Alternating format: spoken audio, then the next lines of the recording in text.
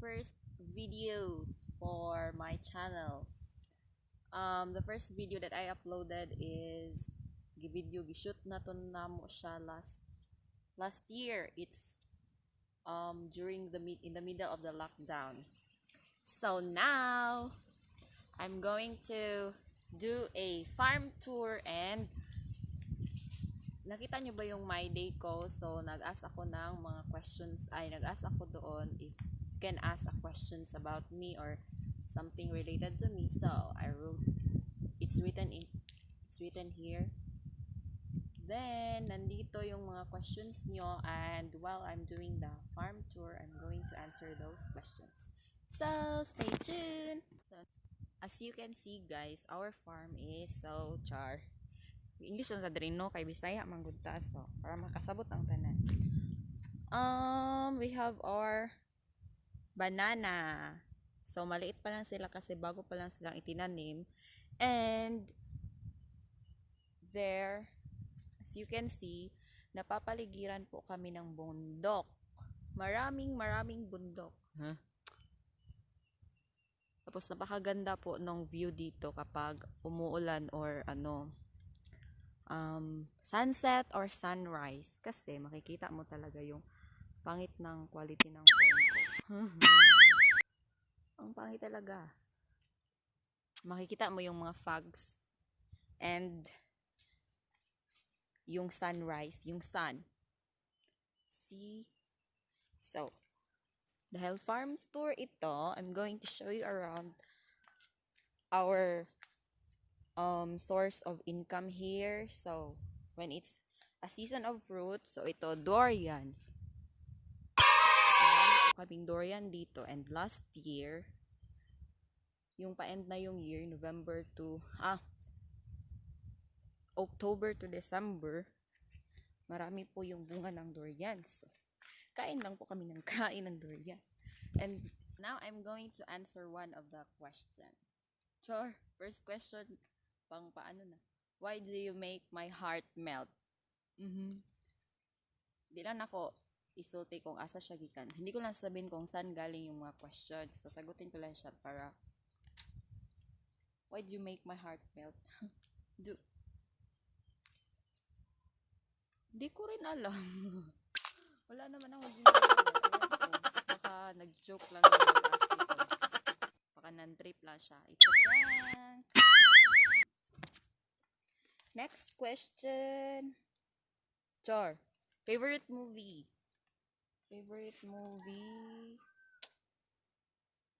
I have many favorite movies, but mostly Korean movies. Siya kasi yung twist, alam mo. I love K-drama too, but some of their movies are, superb. Napakagaling. My favorite movie is actually The Witch and yung kay Kang Hanul. The Witch, anong title nung kay Kang Hanul? Yung napakaraming twist. Forgotten. See. So, pwede nyo rin siyang panoorin. Forgotten. Napakaganda nung plot, ng story, yung flow, tapos yung character. Basta. Here, this is a star apple. Wala siyang bunga. Ang dilim. So, ito po yung puno ng star apple. Sobrang laki na po nito. Hindi pa po ako pinanganak.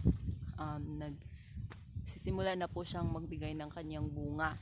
So, ngayon, 22, mag-23 na ako next month. And then, buhay na buhay pa rin siya. Wala siyang bunga ngayon kasi it's not a season of fruit. It's January. I'm at avocado tree. So, sasagot na naman ako ng mga questions ninyo. Nganong gwapa ka, te? Char!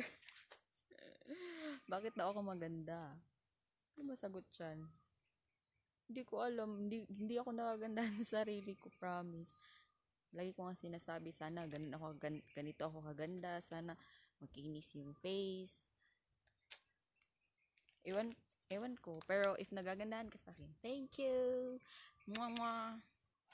And that is our avocado. Wala rin siyang bunga ngayon. Ba't ngayon ako nag-farm tour, walang bunga yung mga fruits. Yan. Avocado. Banana. And here, marami pong cornfields po yan dyan. Malapit na po siyang ma-harvest. And next question is, sinong nagpapatibok ng puso mo ngayon? Not K-pop related or not K-drama related daw. Stricto yung nagtanong. Sinong nagpapatibok ng puso? Wala naman. Kung hindi K-pop related, hindi K-drama related, wala.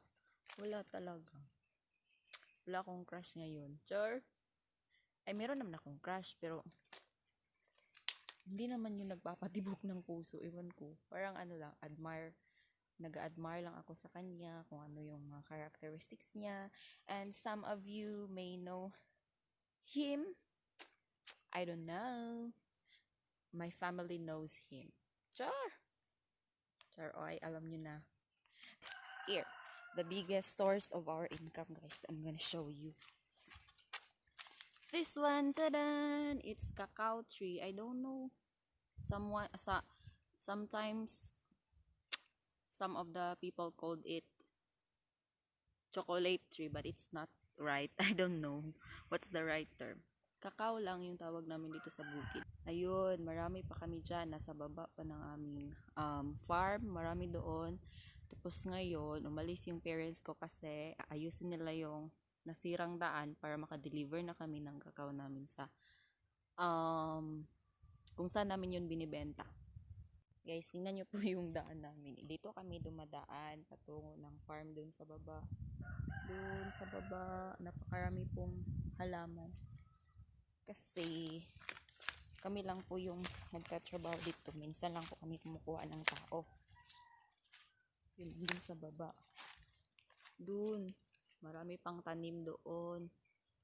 So, it's mostly cacao. Or where the cocoa came from. That's one. This question is from one of my friend. Pwede pa mi mamalik sa inyo? Sure! Sa tanang mga niadto sa balay, pwede pa mo mamalik, guys, katong mga nanhi. So, you can go back anytime. And kung kanusaan ninyo gusto, basta mag-inform. Mag-inform mo 1 week before, kasi yung parents ko,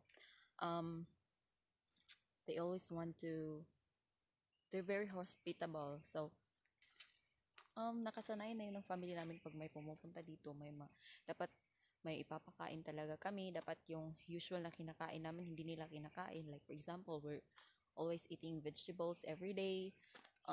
Pag may pumupunta dito, may manok talagang mamamatay. Like that. And sometimes, nagluluto ng mga kakanin. You know, Filipino tradition. So, do you know what is this? Ito yung rubber tree. So, as you can see, this one, itong parang in-slice na something dyan sa bark niya.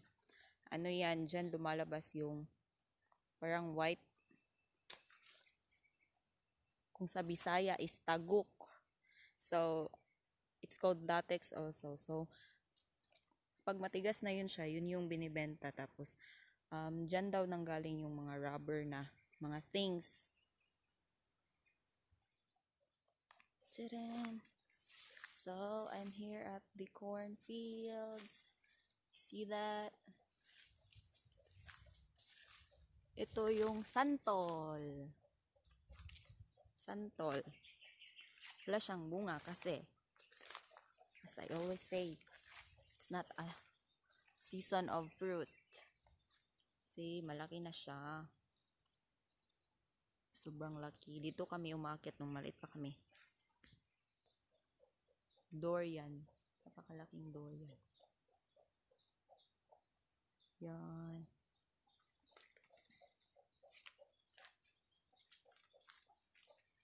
Umuulan, kaya slippery yung mga daanan.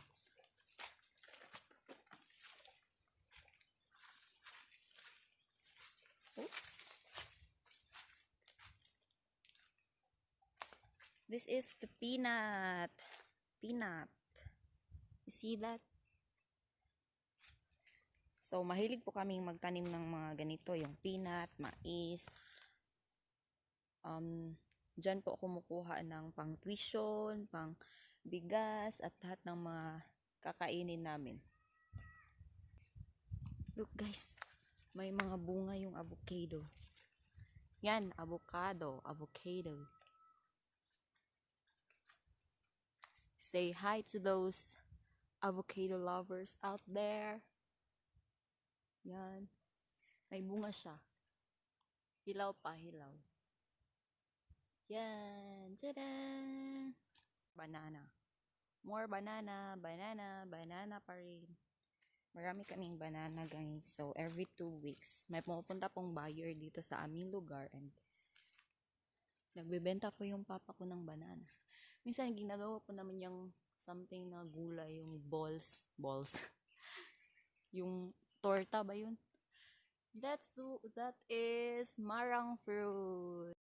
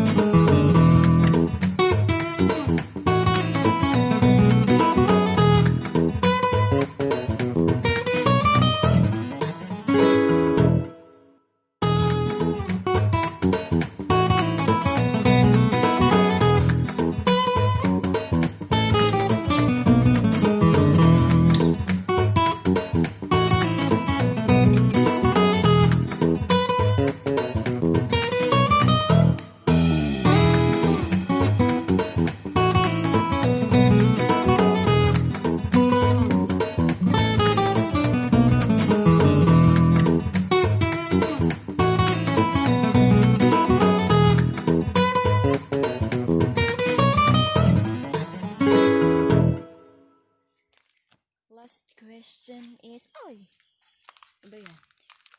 Wala, basa. Basa naman ito. Next question is, nganong single paghihapon ka? Bakit daw single pa rin ako? Alam nyo kasi, yan rin yung tanong ko. Actually, I had a boyfriend last year, but it's unknown. Charot. Konti lang yung nakakaalam, yung parents ko lang, yung family ko, and some of my closest friends, kasi medyo confidential or something. Ewan ko ano bang term doon. Basta, parang, hindi pa siya worth it, or hindi pa ko ready ipakilala siya sa lahat. That's why, kaya pala, kasi naghiwalay kami last October ba yun? November. So, we broke up for good.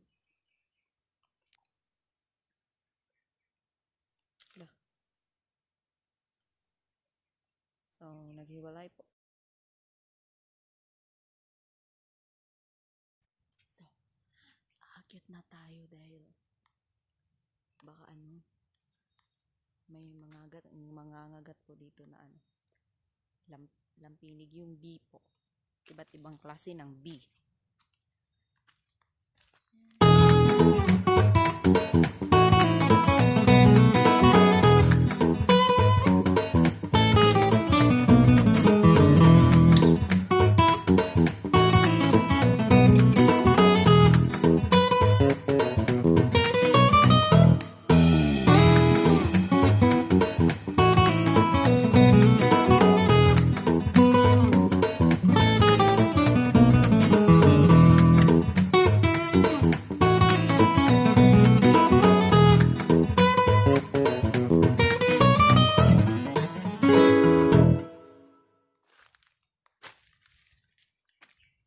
Yan. Tcharan!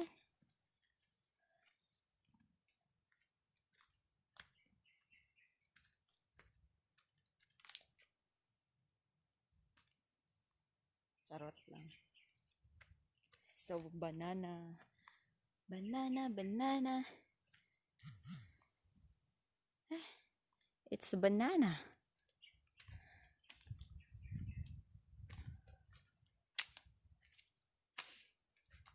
Hindi ko pala kayo na-tour sa talong farm, eggplant farm ng kuya ko. Hindi pa kasi yun namumunga. Pag namumunga na, papakita ko sa inyo.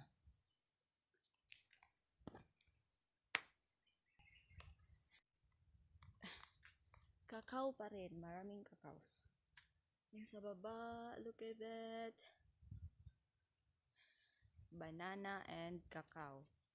Here, a banana farm. So, uuwi na tayo. Uuwi na tayo.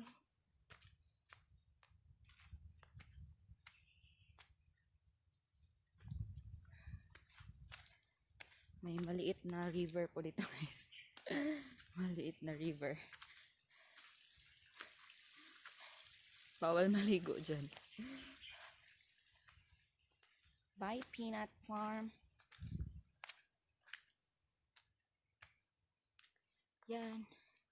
So, lapit na po tayo sa bahay.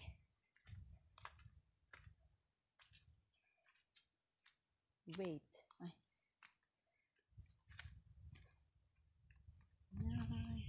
Lemon. Ay. No. Lemon tree. I wonder how, I wonder why. Charot na. So, may bunga po yung, saging. Yan. Ayan. Oops. Di mag-focus. Ayan.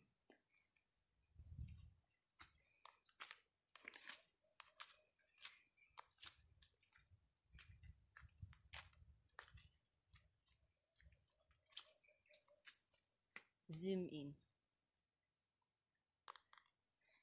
Hilaw pa siya. Ay.